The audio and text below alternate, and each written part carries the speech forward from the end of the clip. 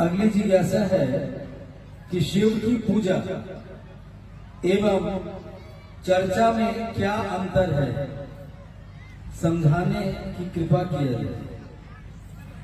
जिज्ञासा आपने सुनी। शिव की पूजा और शिव की चर्चा में क्या अंतर है? शिव ही है, एक ही सत्ता है शिव।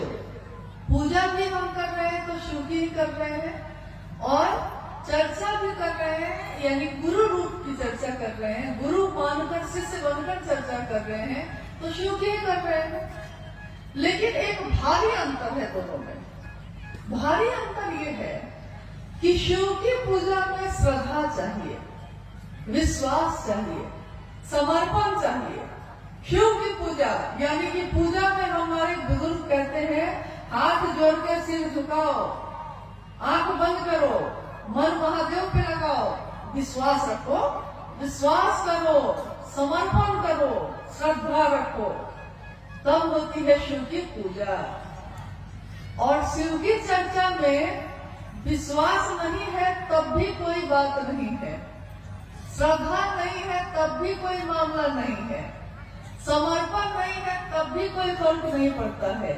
यानी साहब वैद्यानंद जी कहते हैं कि अविश्वास में, अश्रद्धा में, संशय में, विचारों में ही नहीं कुविचारों में भी शिव आपके गुरु हो सकते हैं। सिर्फ एक विचार, कुविचार मतलब कि महादेव के लिए अगर खराब भी सोच आप रखते हैं ना, तब भी वो महादेव आपसे रिश्ता जोड़ लेता है। आप कुछ भी सोच के सकिए, लेकिन लोहा अगर सटता है पारस से तो सोना ही बनता है, वो कैसे भी सके, तरीका चाहे उसका जो हो।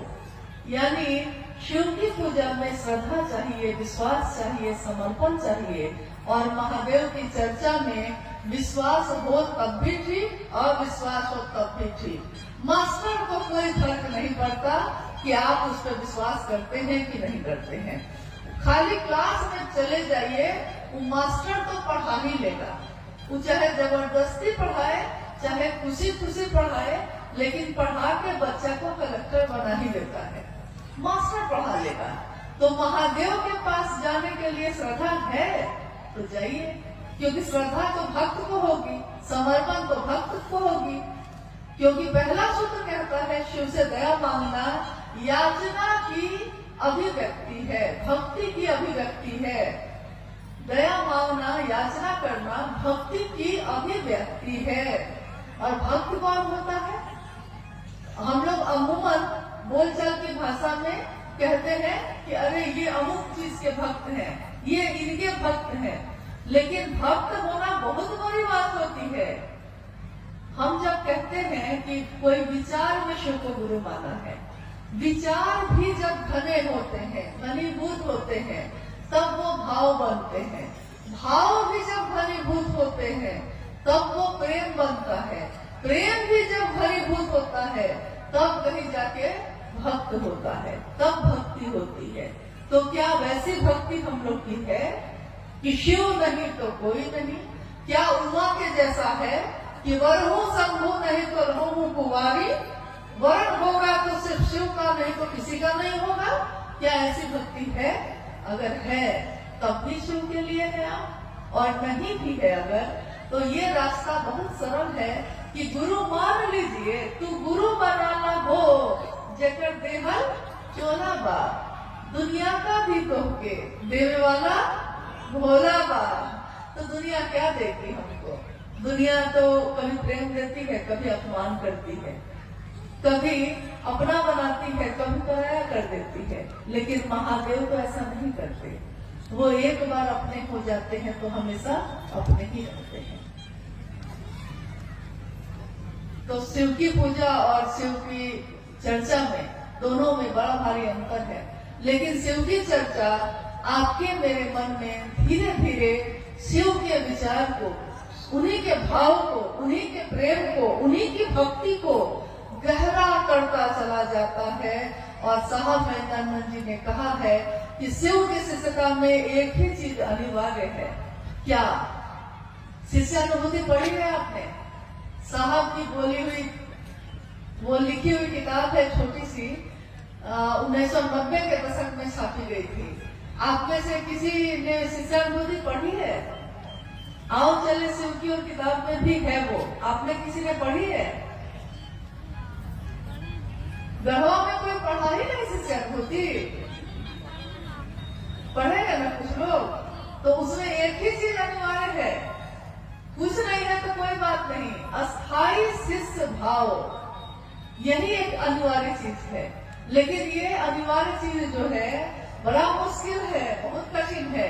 लेकिन करत करत अभ्यास के जरमति होते सुजान, करत करत अभ्यास यानी शिव की चर्चा करते करते, शिव की बात करते करते, दूसरे को स्टेशन पहुंचाते पहुंचाते हम भी पहुंच जाते हैं।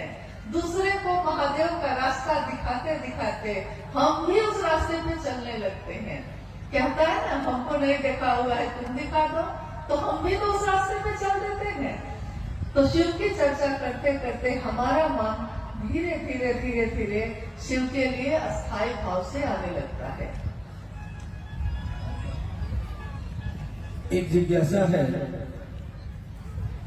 शिव गुरु को मानते हैं, उनसे दया भी मांगते हैं, नमन भी करते हैं, पर चर्चा नहीं कर पाते हैं, तो शिव मेरे गुरु नहीं होंगे क्या? चर्चा कैसे कर पाएंगे? दया मांग पाते हैं, नमन कर पाते हैं, लेकिन शिव की चर्चा नहीं कर पाते। शिव से दया मांगना, अगर आपने पहला सूत्र ठीक से कर लिया है तो ये हो ही नहीं सकता है कि आप चुप बैठिएगा, क्योंकि उसके बाद तो आप जो बोलना शुरू करते हैं। जो लोग मूक थे, मौन थे, अपने घरों में बंद थे, उन लोगों ने जब शिव को गुरु बनाया तो ऐसा बोलना शुरू किया कि सामने वाला जब मिलता है तो घबरा जाता है, कहता है पहले ही कि हाँ हाँ हो गया, अब इससे ज्यादा मत बोलिए, हम मानने को तैयार हैं, शिव मेरे गुरु हैं। वो इतना बोलेगा कि महादेव को गुरु बनाए भैया, बनाए, कि लास्ट में वो कह देता है कि हाँ भैया अब मत बोलिए, अब थक गए, थक के वो कहता है कि इससे बढ़िया है कि मांगिए लेते हैं, तो मांग लेता है वो। यानी कि तब भी आप चुप नहीं होते। शिव का ध्यान, शिव का भाव दिल में थोड़ा जागे, दिल में थोड़ा जागेगा तो मुंह से तो अपने आप ही निकलता है। ये शास्त्र से बोली हुई बात है, ये शिव गुरु का मंच है। बोलिए, आपने कभी किसी को विद्वान, बड़े बड़े विद्वान को आके यहाँ बोलते सुना है? कभी नहीं सुना होगा। हमारे गुरुवान ही बोलते हैं, वही भजन गाते हैं, वही चर्चा करते हैं, वही संचालन करते हैं।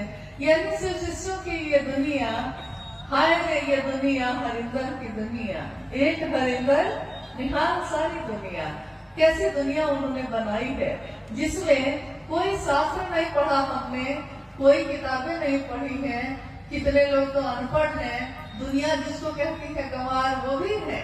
लेकिन जब महादेव की बात करना शुरू करते हैं तो लोग ठहर के सुनते हैं कि कौन बोल रहा है ये, भैया ये कहाँ से सीखा आपने, वो कहता है, पूछता है।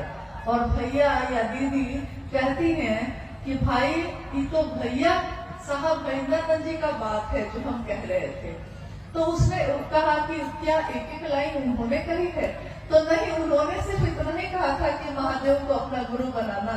लेकिन जब अपना बना लिए है ना, तो हृदय में भाव अपने आप ही जगता है और मुंह से आवाज भी, शब्द भी, वाक्य भी अपने आप ही निकलने लगते हैं। यानी कि महादेव का ध्यान थोड़ा सा हो जाए, थोड़ा सा भाव हृदय में जग जाए तो चर्चा तो आप खुद ही करने लगते हैं, फिर आप रुकिएगा ही नहीं। इसलिए महादेव से दया जो आप कह रही हैं कि हम मांगते हैं, उसको सचमुच में मांगिए। इसके लिए मांगिए कि महादेव आपका काम मुझसे हो सके, इसके लिए मांगिए। बाकी तो उनकी दया से ही सब कुछ हो जाता है। आप खुद सोचिए, साहब के जीवन में, अभी आपने थोड़ी देर पहले सुना, शिव की शिष्यता की पृष्ठभूमि, व्याप्ति, प्रयोजन, यानी साहब के जीवन की घटनाओं के बारे में आपने सुना।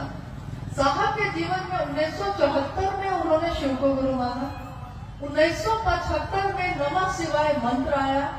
1986 में आकाशवाणी हुई थी जिसमें आवाज आई कि तुम जो करते हो दूसरे को करने को नहीं कहते। और उसके बाद इस घटना के बाद से साहब दूसरों से भी कहने लगे। हालांकि 1982 से उन्होंने शिव की बात शुरू कर दी थी, लेकिन 1986 के बाद से ये बात बहुत रफ्तार से होने लगी। लेकिन पहला सूत्र क्या है? क्योंकि कहा जाता है कि गुरु का आदेश शिष्य के जीवन का आधार होता है। तो इस तरीके से तो आकाशवाणी जो हुई थी, गुरु का आदेश तो वही था, पहला सूत्र तो वही होना चाहिए था। लेकिन पहला सूत्र क्या हुआ? शिव से दया मांगना। यानी शिव से दया मांगना।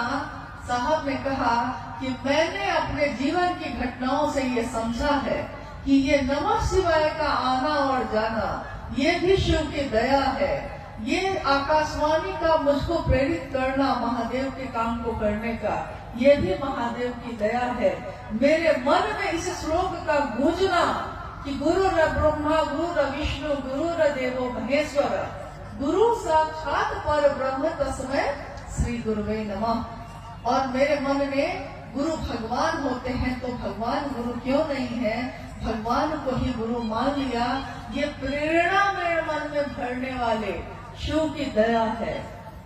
उस प्रेरणा के बाद मैंने शिव को गुरु मानने के बाद अपनी पत्नी से कहा, उसके बाद दुनिया के लोगों से कहा, नमः शिवाय आया, आकाशवाणी आई, दुनिया में लोग कुछ लोग 12 लोग 13 लोग पहले शिव के शिष्य बने, फिर उसके बाद सैकड़ों लोग बने, हजारों बने, लाखों बने।